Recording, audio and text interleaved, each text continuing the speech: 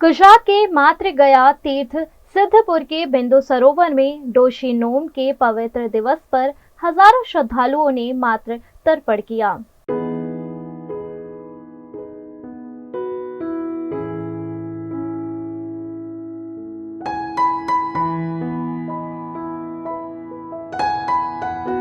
हिंदू धर्म के लोग इन दिनों चल रहे श्राद्ध पर्व पर माता पिता का तर्पण कर रहे हैं। गुजरात के सिद्धपुर को मात्र गया तीर्थ के रूप में जाना जाता है। यहाँ इन दिनों पितृ तर्पण के लिए बड़ी संख्या में श्रद्धालु उमड़ रहे हैं। इसी बीच यहाँ डोशी नोम का पर्व मनाया गया। नोम के दिन यहाँ विशेष रूप से पूजा अर्चना कर मातृ तर्पण की विधि की जाती है। पूरे भारत से लगभग 15,000 से ज्यादा परिवारों ने मातृ तर्पण कराकर माता के ऋण से मुक्त होने का एहसास किया। यह पवित्र तीर्थ धाम सरस्वती नदी के किनारे स्थित है, जहां भादो महीने की नोम के दिन हजारों की संख्या में लोग आकर मातृ श्राद्ध करवाते हैं।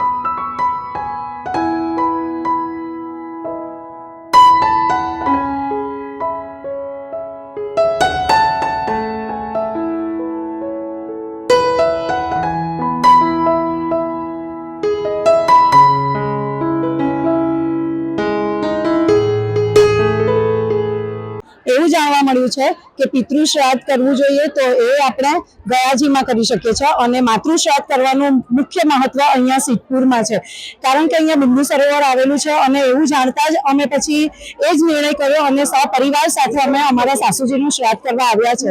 અત્યારે અમે 7 કે 9 જાતના વસ્તુઓથી અમે ત્યાં આગળ મહારાજ પાસે સ્નાન કર્યું છે। ત્યાર પછી આ સરોવરમાં ડૂબકી લગાવી અને સ્નાન કરવાનું છે। પણ અત્યારે જ અમને એવી તૃપ્તિ થાય છે કે અમે જાણે અમારા મોટું ઋણ માંથી બહાર નીકળી રહ્યા છે અને ખૂબ શાંતિ અનુભવ થાય છે।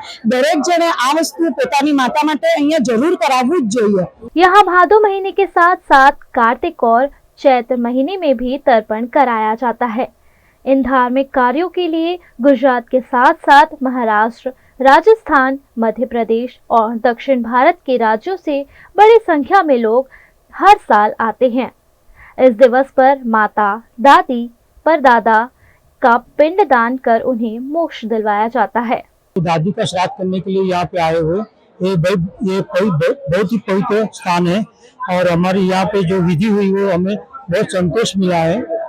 बराबर हम सब, हमारे संबंधी भी यहाँ पे आते हैं और हम सब यहाँ की व्यवस्था है जो है वो भी बहुत सुंदर है। यहाँ आने के बाद एक मन भर आता है और हमारे दादी को आशीर्वाद हमको यहाँ पे मिलता है।